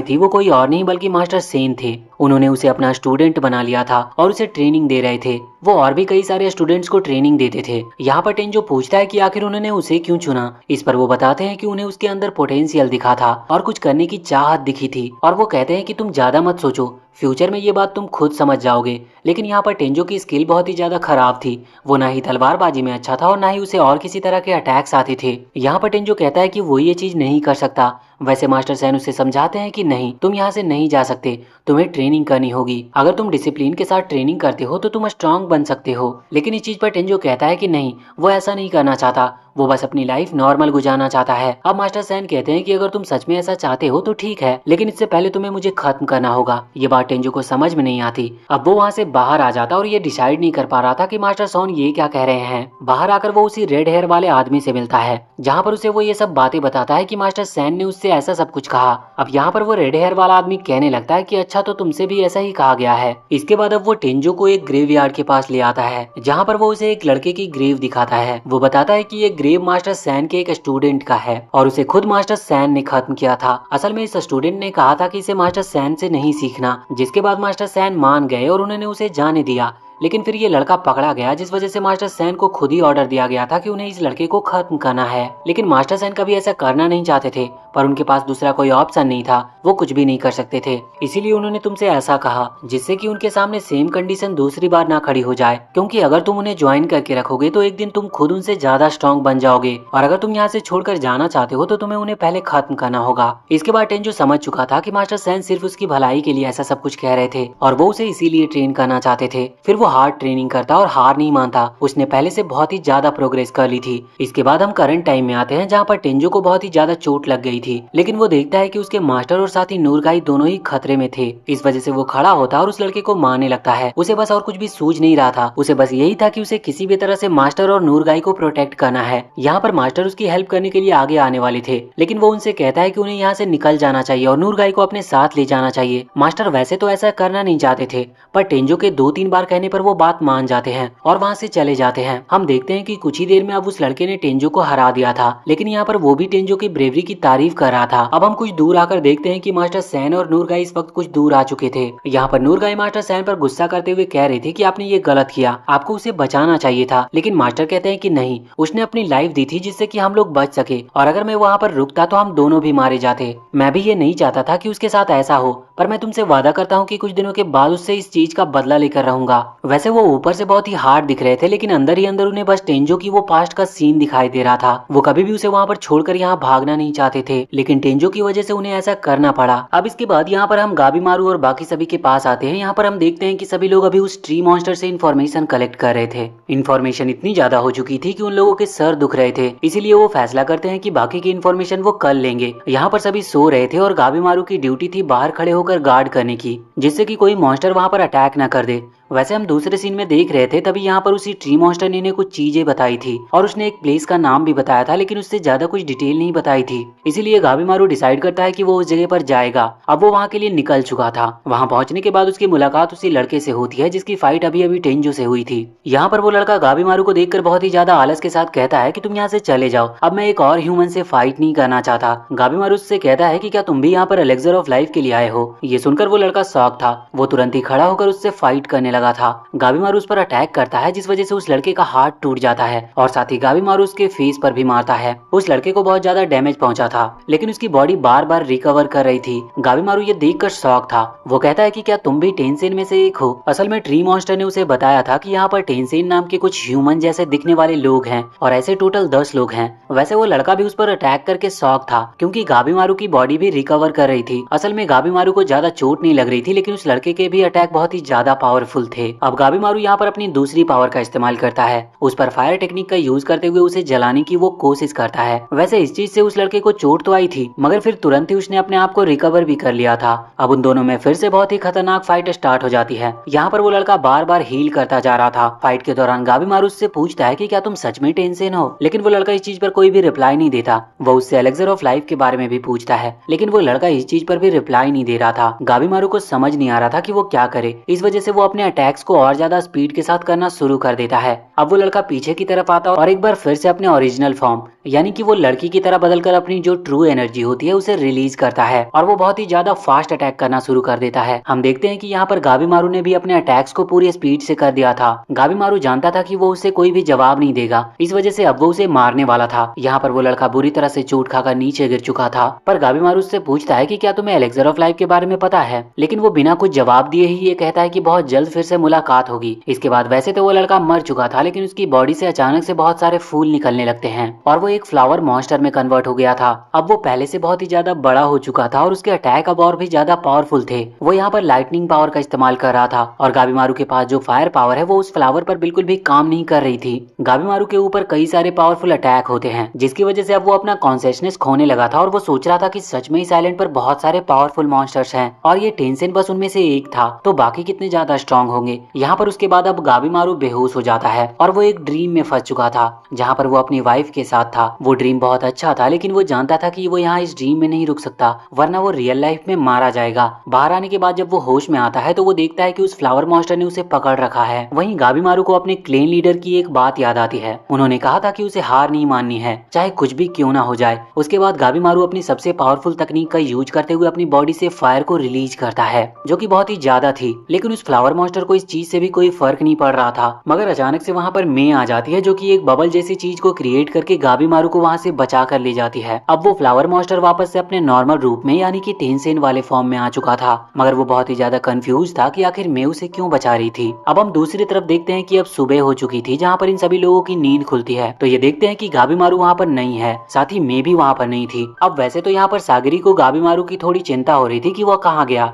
लेकिन इस चीज पर यूजिरिया कहती है कि शायद वो होराई नाम की जगह पर गया होगा। असल में होराई वही जगह है जहाँ पर सच में गाबीमारू गया था और इसी जगह के बारे में उस ट्री मॉन्स्टर ने उन्हें बताया था। वैसे अब सैगरी वहाँ से जाकर गाबीमारू को ढूंढने वाली थी, लेकिन यूजिरिया और वो एग्जीक्यूटिव कहते हैं कि तुम ऐसा क्यों कर रही हो, जबकि गाबीमारू तो एक क्रिमिनल है, तो उसके बारे में फिक्र करके क्या मतलब। लेकिन सैगरी को इसका कोई रीजन नहीं पता था, वो बस उसे ढूंढने जा रही थी। लेकिन फिर ये लोग भी उसके साथ जाते हैं। अब वो लोग जंगल को पार करते हुए जा रहे थे। हम यहाँ पर देखते हैं कि अभी सैगरी थोड़ी चिंता में थी, क्योंकि वो लोग टेंसेन से लड़ने वाले हैं जो कि बहुत पावरफुल होते हैं और उन्हें उनकी पावर का भी पूरा अंदाजा नहीं है। जो ट्री मॉन्स्टर था वो बता रहा था कि उन्हें हराना बहुत मुश्किल होने वाला है, क्योंकि एक टेंशन 7 मिथिकल रेल्म को पहले ही मास्टर किया होता है। अब असल में हमें यहाँ पर थोड़ी बातें पता चलती है। ये जो ट्री मॉन्स्टर और जो टेंसेन है वो पहले ह्यूमंस हुआ करते थे। हम देखते हैं कि यहाँ पर अचानक से कुछ ऐसा हुआ कि उनकी जो बॉडी है वो चेंज होने लगी। कुछ लोग ट्री मॉन्स्टर बन गए और कुछ टेंसेन। सब लोग यही होप कर रहे थे कि उनके जो बच्चे हैं वो टेंशन बन जाए, क्योंकि चेंज तो सभी को होना था, लेकिन टेंशन बनने के बाद एक उम्मीद रहती है कि वो ह्यूमंस जैसे लगते हैं। अब यहाँ से सीन चेंज होता है और अगले सीन में हम आ चुके थे उन सभी टेंशन के पास, जो कि बैठकर अभी इस बात पर डिस्कस कर रहे थे कि असल में वो लड़के है या लड़की, क्योंकि वो तो दोनों में ट्रांसफॉर्म हो सकते थे।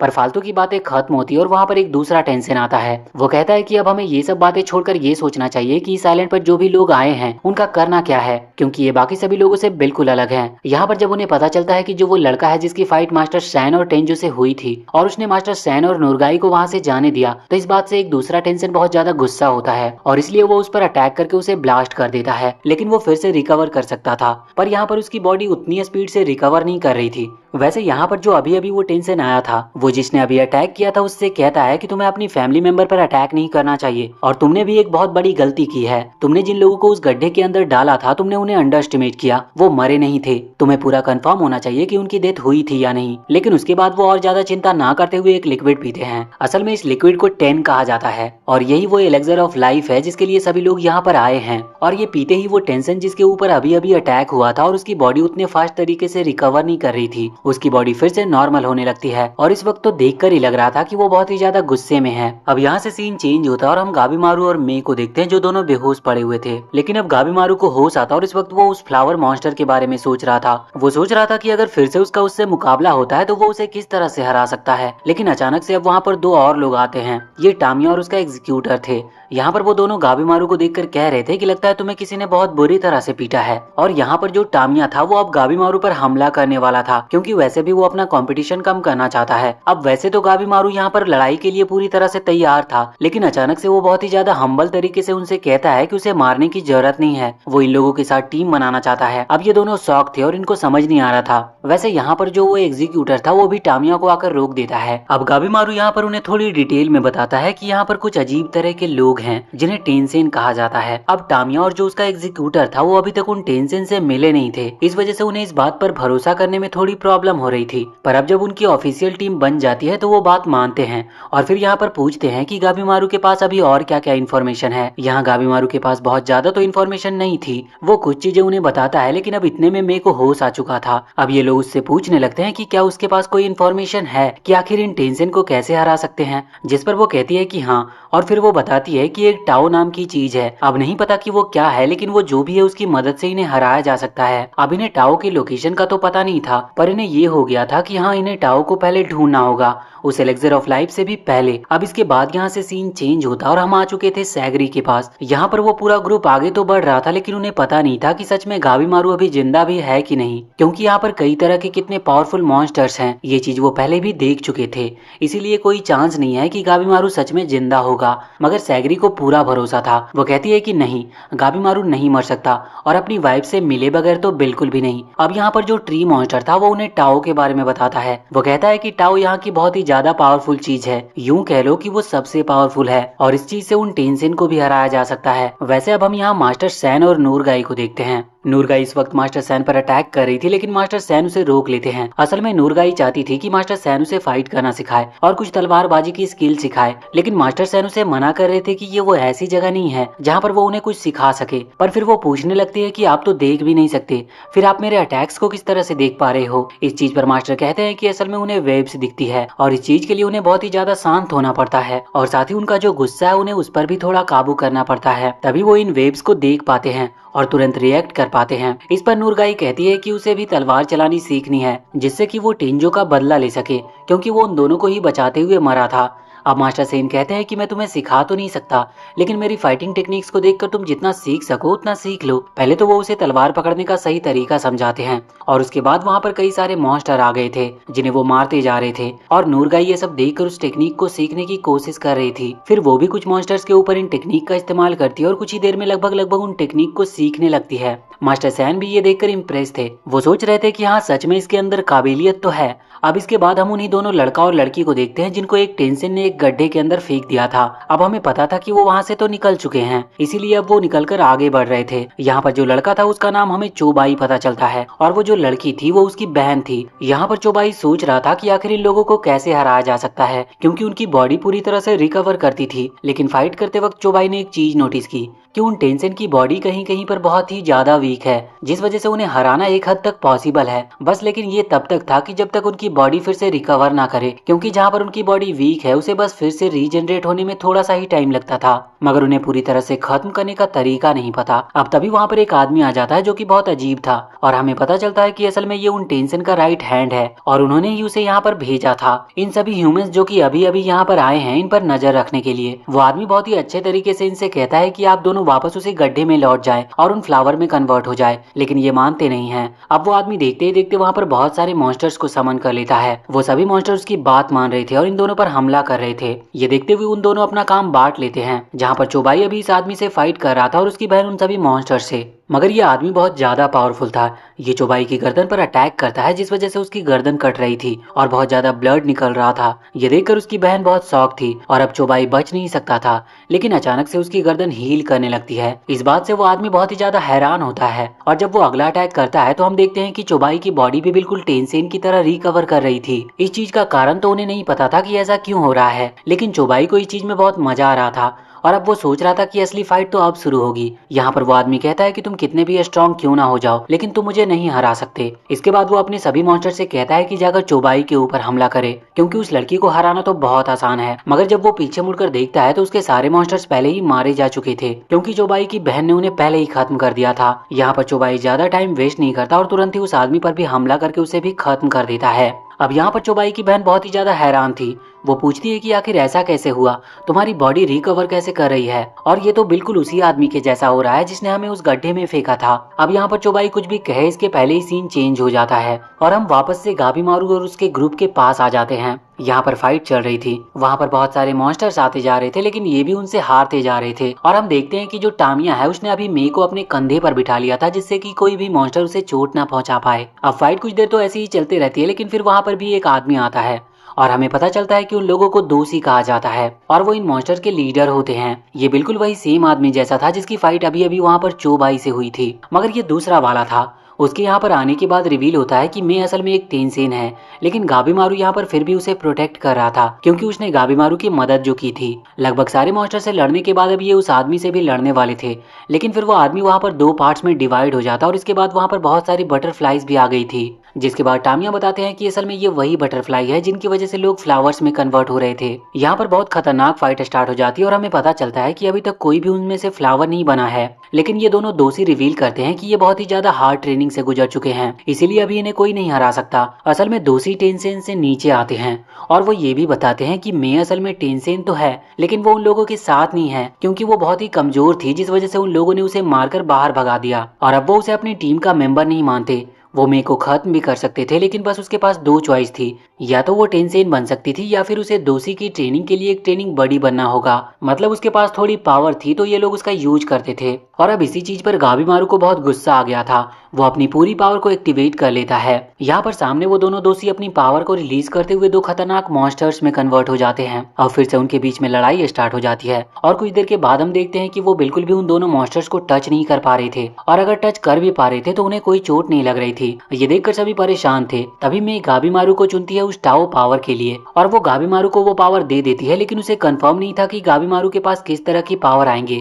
लेकिन किस्मत से गाबीमारू के पास टेंसेन की तरह ही पावर आती है, जिसमें पूरी तरह से मास्टर करना तो गाबीमारू के लिए तुरंत पॉसिबल नहीं था, क्योंकि इसमें बहुत ज्यादा टाइम लगता है। पर फिर भी गाबीमारू की स्पीड और उसकी जो पावर थी वो पहले से बढ़ चुकी थी। ये देखकर मैं भी इम्प्रेस थी कि उसने इतनी जल्दी अचानक से इस पावर को यूज करना कैसे सीख लिया। और इसके बाद वो उन मॉन्स्टर्स पर भारी पड़ने लगता और उन्हें हराने लगता है। उन्हें बस काम दिया गया था कि इन लोगों पर नजर रखना है और ये बताना है कि इनमें से उन टेंसेन को कोई खतरा तो नहीं है। अब यहाँ से निकलकर वो ये बात जाकर उन्हें बताना चाहते थे, लेकिन इतने में ही वो लोग मिलकर उन मॉन्स्टर्स को खत्म कर देते हैं। गाबीमारू कह रहा था कि भले ही उसके पास पावर आ चुकी है, लेकिन अभी तक उसने इस पावर को मास्टर नहीं किया है, और जब तक वो उसे मास्टर नहीं कर लेता बाकी टेंसेन के खिलाफ ये इतनी कुछ काम नहीं आएगी। अब इसके बाद हम वापस से सैगरी और बाकी सभी लोगों के आसपास आते हैं, जो कि अभी टेंसेन टेम्पल में पहुंच चुके थे। यहाँ पर आने के बाद उनकी सबसे पहली मुलाकात होती है एक टेंसेन से, जिसे जैसे ही पता चलता है कि इन सभी को यहाँ पर वो ट्री मॉन्स्टर लाया है, वो तुरंत अटैक करके उस ट्री मॉन्स्टर को मार देता है, और उसने बस उसका गला काटा था। हमें पता चलता है कि ट्री मॉन्स्टर अभी पूरी तरह से मरा नहीं है।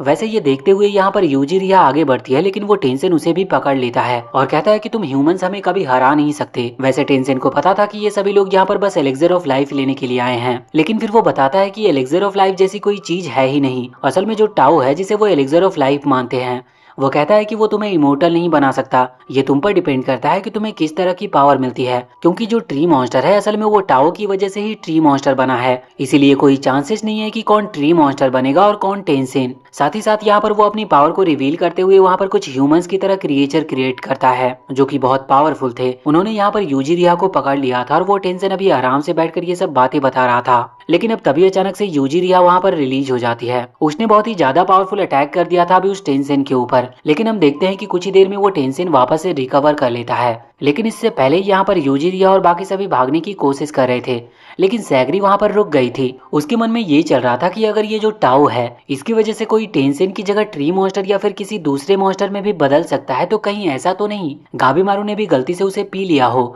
और वो भी कोई ट्री मॉन्स्टर या फिर कोई और दूसरा मॉन्स्टर बन गया हो। लेकिन अब यूजी रिया उसके पास आती है और कहती है कि अभी तुम्हें ये बात कंफर्म नहीं पता, और वैसे भी सबसे पहली चीज ये है कि हम हमारी जान बचाएं, क्योंकि अगर हम अभी हमारी जान नहीं बचा पाए तो हमें ये कभी नहीं पता चल पाएगा कि वो ट्री मॉन्स्टर बना है या टेंसेन। पर अब टेंसेन ने तो रिकवर कर लिया था, इस वजह से वो आगे बढ़कर हमला करना स्टार्ट कर देता है। मगर यहाँ पर वो यूजी रिया के मूव को देखकर बहुत ही ज्यादा इम्प्रेस था। वो देखता है कि यूजी रिया के अटैक बहुत ही पावरफुल है और यहाँ तक कि उसकी स्ट्रेंथ भी बहुत ज्यादा है। इस वजह से वो उसे ऑफर देता है उन्हें ज्वाइन करने का। यहाँ पर सैगरी और वो जो एग्जीक्यूटर है जो कि यूजी रिया के साथ आया था, वो दोनों लड़ाई के लिए आगे आते हैं। यहाँ पर अभी पहले वो एग्जीक्यूटर हमला कर रहा था, वैसे उसका नाम सेंटा है। वो अटैक कर रहा था पर उसके अटैक टेंशन को ज्यादा चोट नहीं पहुंचा पा रहे थे, मगर उसकी स्ट्रेंथ बहुत ज्यादा थी क्योंकि वो एक प्रोफेशनल था। उसके अटैक्स भले ही उतने ज्यादा पावरफुल नहीं थे, लेकिन अगर उसकी तलवार टेंशन को टच हो रही थी तो उसकी बॉडी बीच से कटते जा रही थी, पर हमेशा की तरह वो रिकवर कर रहा था। यहाँ पर यूजी रिया एक बार फिर से उसके ऊपर हमला करने के लिए आगे बढ़ती है और वो किसी तरह से टेंशन को पकड़ लेती है, लेकिन टेंशन कहता है कि तुम कितनी भी कोशिश क्यों ना कर लो, लेकिन मुझे हरा नहीं पाओगी। अब वो और भी ज्यादा तेजी से अटैक करना स्टार्ट कर देते हैं। हम देखते हैं कि सैगरी भी यहाँ पर कुछ अटैक कर रही थी, लेकिन अब वो बहुत ही ज्यादा थक चुकी थी और उसके मुंह से भी खून निकल रहा था। पर फिर वो एक बहुत ही ज्यादा पावरफुल अटैक उस टेंशन के ऊपर करती है। पर इस चीज में टेंशन को पहले तो चोट लगी थी, लेकिन वो इससे भी रिकवर करते हुए कहता है कि तुम कितने भी अटैक कर लो, लेकिन मैं नहीं थकूंगा और ना ही मेरी स्ट्रेंथ कम होगी। अब यहाँ पर एक बार फिर से सीन चेंज होता है और हम देखते हैं कि सैगरी है जो वो अटैक कर रही थी, उसकी अटैक टेंशन की एक आंखों को कट कर देती है, जो कि अब बहुत ही स्लो तरीके से हील कर रही थी। पर इसका कारण उन्हें नहीं पता चल रहा था, पर उन्हें ये पता थी कि टेंशन के पास जिस भी तरह की एनर्जी है वो अब कम पड़ने लगी है और उसका ऑरा भी कम हो रहा है। लेकिन वो जो एनर्जी थी वो एक तरह से पॉइजन एनर्जी थी, उसके ज्यादा पास जाना इनके लिए पॉसिबल नहीं था।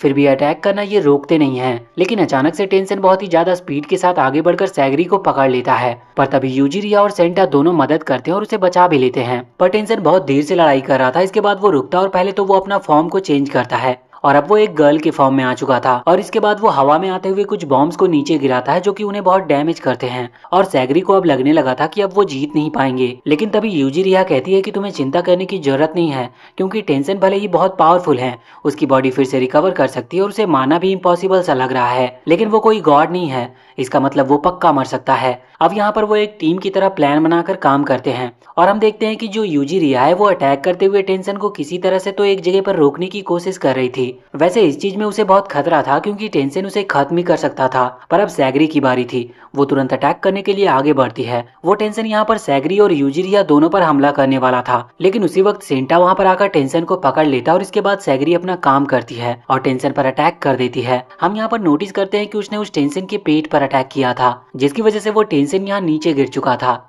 ये लोग फाइनली थोड़ी शांति की सांस लेते हैं और इसके बाद यूजीरिया सेंटा से पूछता है कि जब वो टेंशन हम पर अटैक करने वाला था तो तुम अचानक से वहाँ पर आकर उसे क्यों पकड़ लिए, जबकि वो तुम्हें खत्म ही कर सकता था। लेकिन यहाँ पर सेंटा अपनी फीलिंग्स को रिफिल करता है तो वो कहता है कि भले ही वो एग्जीक्यूटर है, लेकिन वो कभी खुद से ये काम नहीं करना चाहता था, उसकी फैमिली ये सब चाहती थी, इसी वजह से उसे ये करना पड़ा और बचपन से इस चीज को सीखना पड़ा। वैसे अब वो पूरी तरह से इस चीज को सीख चुका है और समझ चुका है, इसीलिए अब ये उसका काम बन चुका था और वो चाहते हुए भी इसे बदलना नहीं चाहता था। मतलब वो अंदर से तो चाहता था कि वो ये काम ना करे, पर उसकी जिम्मेदारियां उसे रोक रही थी। लेकिन जब वो यूजीरिया से मिला तब से उसकी लाइफ थोड़ी थोड़ी चेंज होती जा रही है और अब वो हमेशा उसके साथ ही रहना चाहता है। इसके बाद हम गाबीमारू और उसके ग्रुप को देखते हैं जो कि अभी बहुत पावरफुल मॉन्स्टर से लड़ रहे थे, लेकिन फाइनली ये लड़ाई ओवर होती है और यहाँ पर गाबीमारू और उसकी टीम जीत जाती है। गाबीमारू यहाँ पर मे को थैंक यू कह रहा था, लेकिन अचानक से उसे अजीब सा फील होता है और उसकी नाक से ब्लड निकलना चालू हो गया था और फिर वो वहीं पर बेहोश हो जाता है। अब इसके बाद यहाँ से सीन चेंज होकर सैगरी और उसके ग्रुप पर आता है, जहाँ पर हम देखते हैं कि अभी वो बात करके रुके ही थे कि अचानक से उस टेंशन की बॉडी से फ्लावर निकलने लगते हैं। ये सेम बिल्कुल दूसरे टेंशन की तरह था और जितनी देर में वो लोग इस बात को समझ पाते कि तभी अचानक से वो टेंशन वहाँ पर फ्लावर मॉन्स्टर में क्रिएट होते हुए अटैक कर देता है। ये अटैक उसने यूजीरिया की तरफ किया था, लेकिन अचानक से सेंटा वहाँ पर सामने आकर उस अटैक को अपने ऊपर ले लेता है। अब वो देखते हैं कि जो फ्लावर मॉन्स्टर है वो टेंशन से भी ज्यादा खतरनाक दिख रहा था और जब वो अटैक करने ही वाला था, लेकिन इतने में ही मास्टर सैन और नूरगाई वहाँ पर आ गए थे। वो यहाँ पर फाइट करना स्टार्ट करते हैं और मास्टर सैन इस वक्त कह रहे थे कि सभी लोग यहाँ से चले जाओ। वैसे हम देखते हैं कि सेंटा की बॉडी पर वो सब फ्लावर उग रहे थे और उसे इस चीज में बहुत ही ज्यादा पेन हो रहा था। वो लोग उन फ्लावर्स को निकालते हैं। सैगरी यहाँ पर उस ट्री मॉन्स्टर से पूछता है कि क्या इसका कोई सॉल्यूशन है, लेकिन वो कहता है कि नहीं, उसे नहीं पता, पर अब उन्होंने उन फ्लावर्स को निकाल दिया था। यहाँ पर मास्टर सैन जितने भी अटैक कर रहे थे उसके बाद अब उनकी बॉडी से भी फ्लावर निकलने स्टार्ट हो चुके थे, लेकिन वो हार नहीं मानते। वो खुद ही अपनी तलवार से उन फ्लावर्स को निकालते जा रहे थे। इस चीज में वो पहले ही अपना बहुत सारा ब्लड खो चुके थे, लेकिन फिर भी वो यहाँ पर हार नहीं सकते थे। इधर हम देखते हैं कि सैगरी कहती है कि अगर हम तीनों यहाँ ज्वाइन कर ले तो शायद मास्टर सैन को कुछ हेल्प मिल सकती है, लेकिन यहाँ पर यूजीरिया बताती है कि उसके पास बिल्कुल एनर्जी नहीं है, इस वजह से अब वो फाइट नहीं कर सकती। मगर नूरगाई दोनों को ही मोटिवेट करते हुए कहती है कि चिंता की कोई बात नहीं है। मास्टर सैन इस चीज पर बहुत देर से सोच रहे थे कि एक टेंशन को किस तरह से हराया जा सकता है, क्योंकि उन लोगों का पहले भी टेंशन से सामना हो चुका है।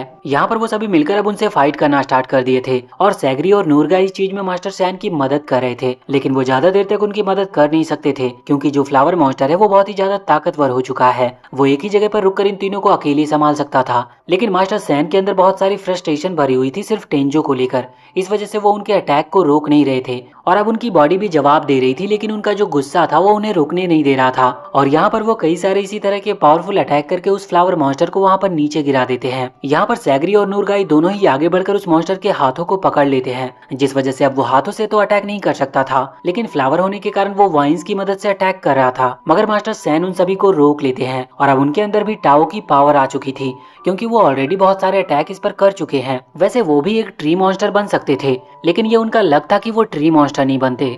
और हम जानते हैं कि सेंटा की बॉडी से वो फ्लावर हटा दिए गए थे, इस वजह से वो मरा नहीं था। लेकिन यहाँ पर मास्टर सैन को भी कोई तरीका नहीं पता था जिससे कि वो उस टेंशन को रोक सके। तभी सेंटा वहाँ से चिल्लाते हुए कहता है कि वो उस फ्लावर मॉन्स्टर के ओव्यूल को काट दे। दरअसल ओव्यूल फ्लावर का एक पार्ट होता है और जैसे ही मास्टर सैन उस पार्ट को कट करते हैं तो उसके अंदर से अचानक से उन्हें उसी टेंशन के बहुत सारे सर दिखते हैं। मास्टर सैन कह रहे थे कि ये चीज तो उन्हें पहले बतानी चाहिए थी। अब वो तुरंत ही उन सभी सिर को काट देते हैं, जिसकी वजह से वो टेंशन फाइनली मारा जा चुका था। यहाँ पर वो टेंशन रोते हुए उन्हें थैंक यू कह रहा था और बोल रहा था कि आपने मेरे हजारों सालों का इंतजार पूरा कर दिया। इसके बाद अब वो एक फ्लावर में कन्वर्ट हो जाता है। अब हम यहाँ पर देखते हैं कि सेंटा की हालत खराब थी और शायद अब वो उसे बचा भी नहीं सकते थे। उन्हें इसका कोई सॉल्यूशन नहीं सूझ रहा था, लेकिन यहाँ पर यूजीरिया आगे बढ़ती है और सेंटा के पास जाती है। वो अब उसके पास जाकर बैठ गई थी। सेंटा की आंखों में आंसू थे, पर वो इस बात से खुश था कि अब जब वो मरने वाला है तब वो उस पर्सन के साथ बैठा है जिसके साथ वो अपनी लाइफ गुजारना चाहता था। इस वजह से वो सुकून के साथ मर पाता है। और अब देखते ही देखते सुबह हो चुकी थी। यहाँ पर सैगरी यूजिरिया को थैंक यू कह रही थी और कह रही थी कि उसकी वजह से इन सभी ने मिलकर काम किया